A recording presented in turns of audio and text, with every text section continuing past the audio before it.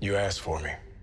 Oh boy, here we go. Welcome to the video. My name is Trey Swish, and this is the Ether, and we're doing a review on Captain America: A Brave New World, which I really think the original title was a lot better, A New World Order, but I see why they did this. So this is going to be a spoiler review. If you're here for that, great. If you're not, there's gonna be a timestamp right here at the very end where I pretty much will tell you my recommendations to see it or not and overall score. So for this movie, my expectations were very low, very low. Probably the lowest expectations I've had for a Marvel movie in a very, very long time. Which is actually very interesting with how this movie performed, in my opinion.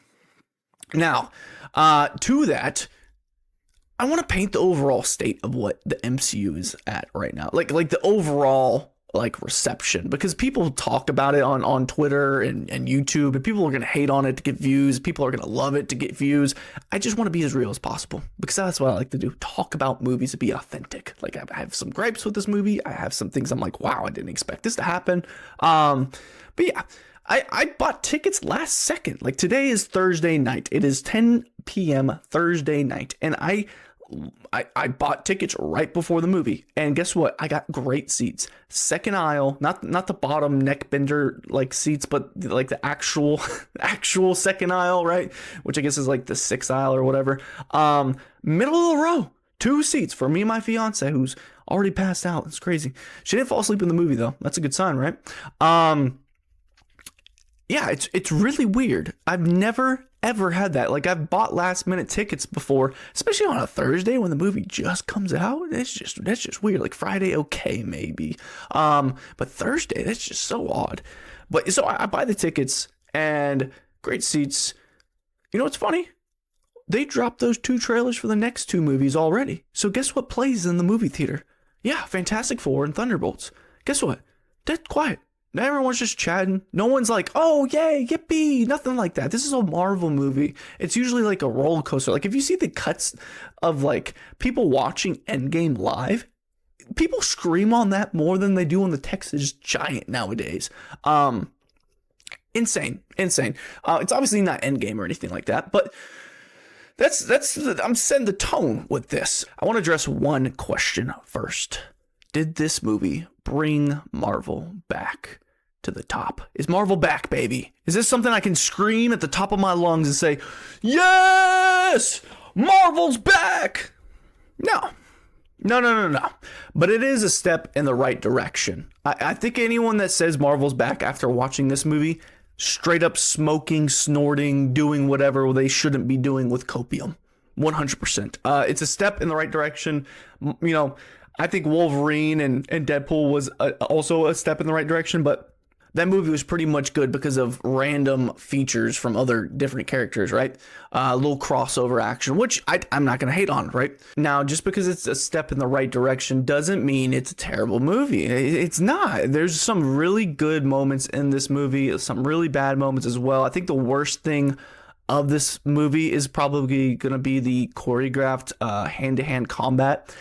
It's not terrible, but there are moments where I'm like, this isn't real. Like the uppercut when he has his 1v1 where the guy stabs him in the chest and like kind of like makes a cut by the star. I thought that was kind of ridiculous. Like the uppercut looked so goofy. It was cool, but it was like definitely fake. WWE does some better stuff sometimes. The best part, though, about this movie was definitely me realizing that Marvel needs to be pushing out movies and not TV shows, because I guarantee you, and I didn't really like it that much. Like, there's some good parts in it, and there's some all right, and some really bad, weird stuff. But the Winter Soldier Falcon TV show, if they would have shoved that into a 1.5 hour movie, it would have been so much better. I think they're dragging out way too many of these storylines to try to fit like an 8 episode, format, and have them be 30 minutes long. It's just not what Marvel needs to be. Even with like the mid-tier movies, like the expectations for something like this, it's still good. A huge question I'm sure some of y'all are wondering, or maybe already have come to the conclusion of, is does this actually feel like a new Captain America, or is it just the Falcon with Cap's shield? And I'll be frank, in the TV show, when they had the highlight at the season ending, it was just like, okay, this feels just like Falcon with his shield. There are moments, and in the beginning, it seems like a lot of times passed, and people are already calling him Cap, and I was kind of rolling my eyes in the theater. I'm like, this is ridiculous. Here we go.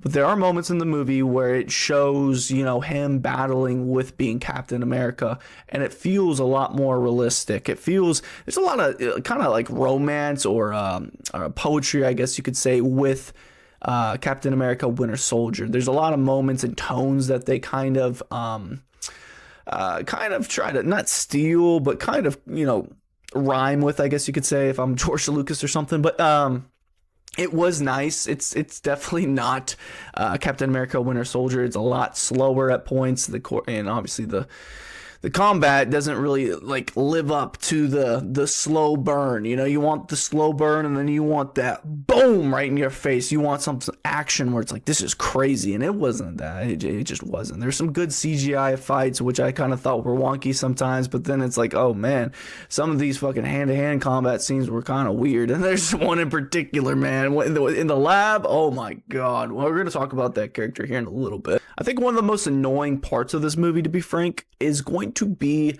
the sidekick. Oh, Mr. New Falcon. Obviously, when Falcon becomes Captain America, you need a new Falcon, apparently. And I thought the actor wasn't bad, because he obviously has really good acting chops. One of the best moments in the movie for just overall performances is him in the hospital at the very end of the movie. It's very heartfelt. It really slows down the pacing of the movie, but it's like a very grounded moment where you get to really feel the emotion of these characters. But you don't get that a lot in the movie. There's a lot of scenes that I don't know if they're reshoots or what, but they feel very jarring and just getting you from point A to point B. You can't really live in the moment, right? Another thing that kind of irritated me was they have the scene where they're just driving to the lab. Him and his little new buddy, his little sidekick, the sidekick and the sidekick B. They have super suits where they can fly like jets. So I don't really understand the reasoning for driving to the lab when it takes so long. It makes sense to me if they just flew there, but who knows? Maybe that's just something I'm just looking at a little bit too hard. There's other scenes like that as well that bothered me. Like, for instance, the brainwashing. Like, they show the brainwashing being a flashing of a camera, pretty much, a flashing of the phone. How does that work? You telling me I can just walk up to anybody and, put a flashlight in their eyes in a certain way, and then boom, bada bing, they're going to start killing people? Like, what are we doing here? And then also, like, the music brainwashing people was kind of silly too, because it's like, oh, they heard it, but then they try to explain it later on. It's like, oh no, they got to be prepared to be brainwashed. It's like, what? There's a lot of convenient things that are thrown in there to get, obviously, from point A to point B, but they're just not really thought out very well, in my opinion. It's just little tiny things that I'm like, why? And you might be like, oh, Trey, you're just, you're analyzing it too deeply. It's just a movie. But these are little moments that add up over time where it kind of breaks the immersion. If you remove these moments, they would be so much better. And I will give them, I'll give them a bone, especially with the music thing where they tried to explain it. Like, I was like, okay, I was wondering why that was happening. You had me questioning something, and then you answered a question instead of just leaving it alone, which I do appreciate that. But it would have been nicer to have a more in-depth understanding, more practical reasoning, I guess you could say. Brings me to the next part, and it is our friend. I don't know her name, but it is a character that is apparently part of the Widow program.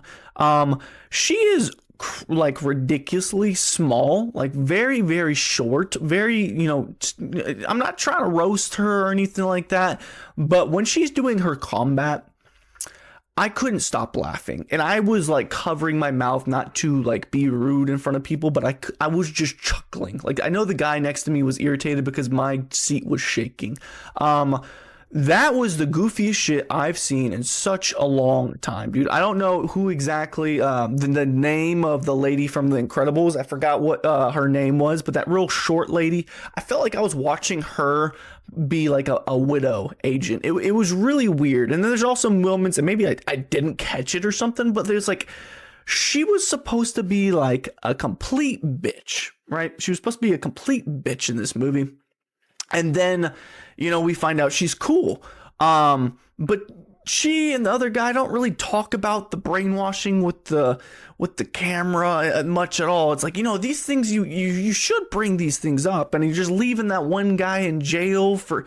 It's like, what are we doing? Like, a lot of these plot threads they weave in later and like explain, oh, he's still in jail, we're gonna get him out, stuff like that. But it's like, it's just like, I don't know. I feel like we're just focusing on something because it's just it's messy. That's I guess that's all I can say. Some of these threads are just really, really messy. Now, obviously, I've talked about the action quite a bit already. I think the action was fine. It was good in certain scenes. It was kind of weird in certain scenes. I do think the best fight overall was probably the Red Hulk scene. Actually, not even probably. By far, it was the Red Hulk scene. That was intense. It was a lot of fun to see, a Red Hulk climb up on the White House. It was goofy as fuck. I thought it was hilarious. I don't understand why, if the president of the United States turns into the Red Hulk, and then you as the Secret Service, is your first response is to start shooting at him. I mean, what are we doing? Like, haven't they don't they remember what the Hulk did in, like, I don't know what country or city, Belize or something? I don't know, like, he kind of leveled a whole nation or city, so you'd think people would be like, okay, let's not immediately piss this guy off, right? Also, he's the president, so why would you be shooting at your president? Isn't that kind of like treason? And that part really was like, ugh.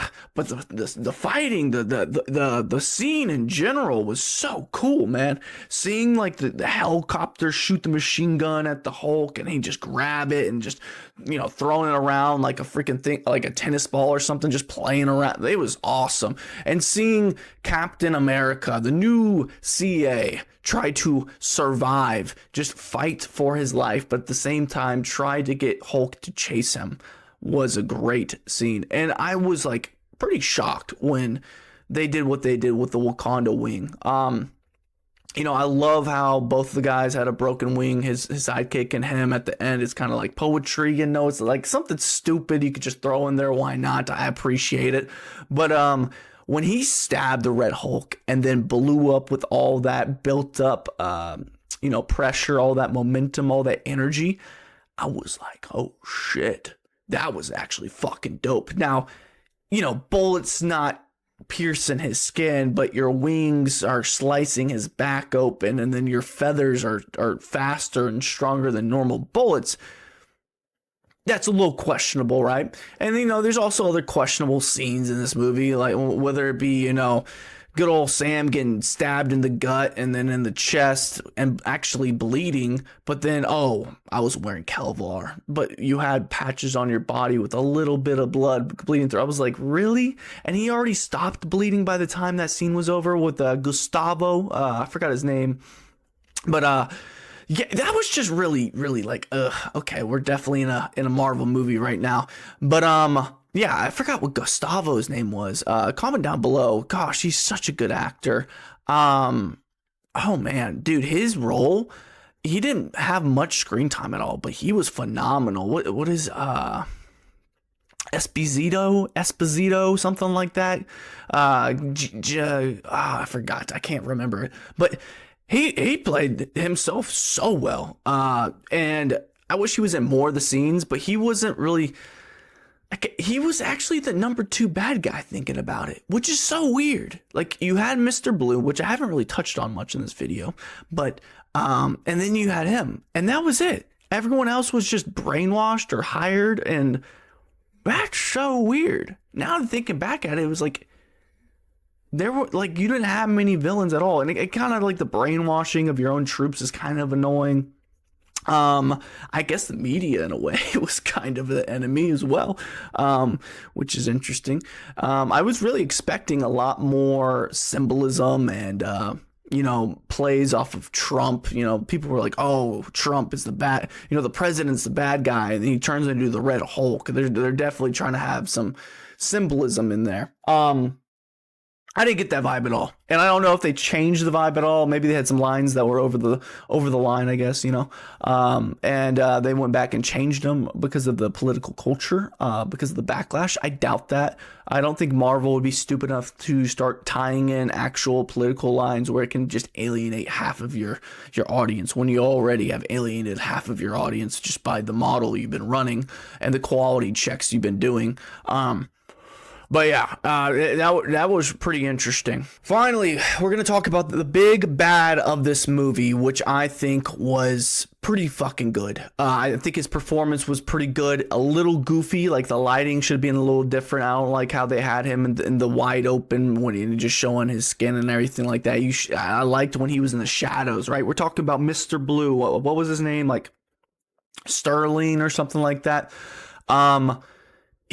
I love the tie-in because I didn't know who the bad guy is. I don't think anyone really knew going into it unless you heard some leaks.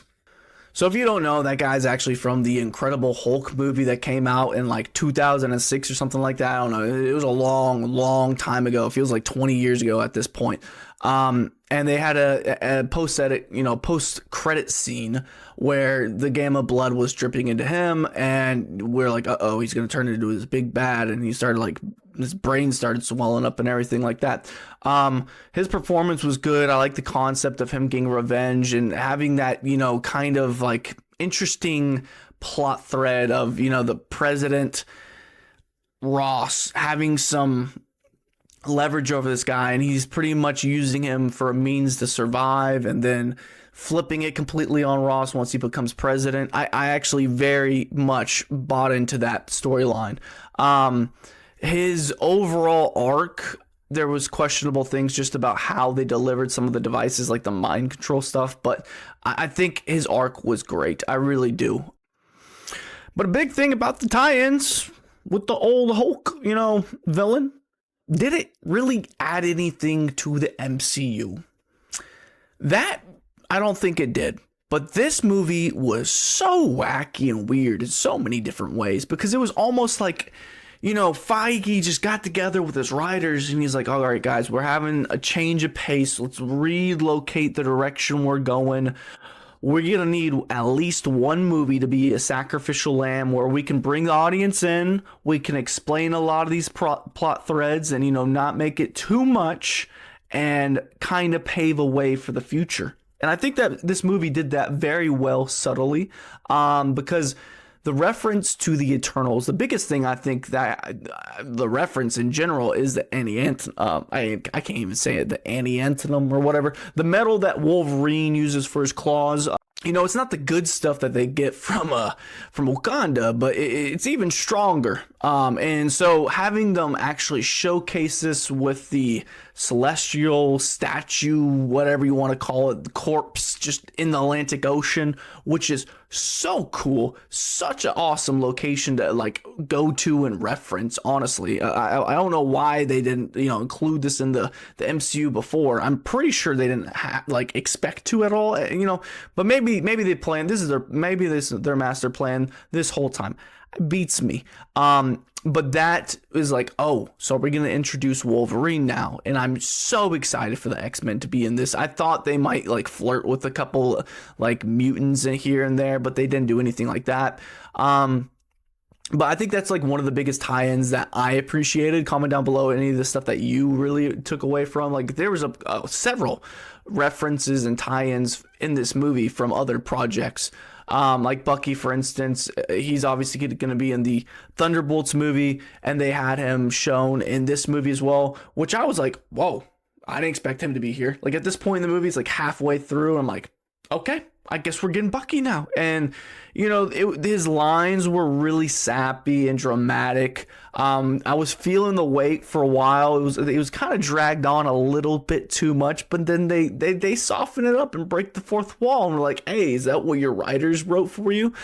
Which also helps reference his new role going forward as like a chairman or something like that. I don't know exactly, but that is intriguing. Okay. So let's go to final verdict. Final verdict time. I've talked about this in length. If you don't want to be spoiled, this is where you want to be. So a score, 1 out of 10. I would give this, you're going to hate me, but I would give this movie I would give it a 7. I would give it a 7. It's 5 is like, fine. Like, I went to the movie, I didn't hate it. I didn't like it either, right? 7's like, this is pretty good. Like, I liked it, but am I gonna buy it on Blu-ray when it comes out? No. Am I gonna watch it on Disney Plus? Yeah, I'll watch it on Disney Plus for sure. But I don't think this is a movie where I'm going to, like, even when it drops on Disney Plus, it's not like I'm going to immediately watch. Like, there's, for instance, this is great to compare it to. Spider-Man No Way Home is not on Disney Plus. The day it's on Disney Plus, I am watching it day one. I already paid for it on Prime, but I mean, when it does come out on Disney Plus, like, why not? I'll go watch it just because it's such a good movie. It's not that. Should you see this movie in theaters or should you wait for Disney Plus? I would recommend going to see it. Honestly, like, if you don't want to, pay the full price, go to a matinee or something like that. I don't think tickets will be hard for this movie, but this is a movie I would like to go watch in a matinee.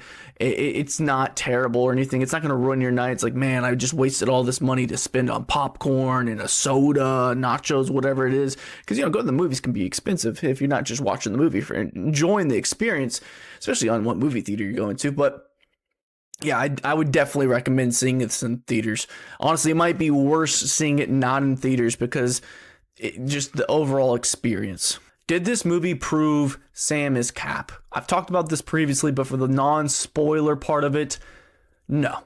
It's a step in the right direction. There is a lot of character building that surprised me, honestly. And I was going into it with a bias. I was rolling my eyes in certain parts of the movie because they were calling him Cap and stuff like that. I was like, oh, God, he has not earned that shield yet. But when I walked out of the movie, I was like, okay, yeah, I can accept this. This is actually pretty good. And yep, that's it, everybody. My name is Trey Swish. This is The Ether. That is my review. So let me know what is a unresolved MCU plot line that you want fixed in the comment section down below, or comment down below what you think about the movie. Chat amongst yourselves if you want. Just keep it clean, be respectful. You can have your opinions. I have mine. I'm sure there's gonna be a lot of people that are gonna come out and hate on this movie, talk about DEI hires and all kind of stuff. You know what? There's some people that can make that opinion. You are entitled to your own opinion, so it is what it is. I'm entitled to mine. You're entitled to yours. We can be, at peace and not hate each other because of it. But yeah, that's my take. I want to know what yours is. Hit that like button, man. It really helps out the channel. Let's get to 1,000 subs, baby. Hit that sub button. And yeah, my name is Trey Swish. I'll see you guys in the next video. Deuces.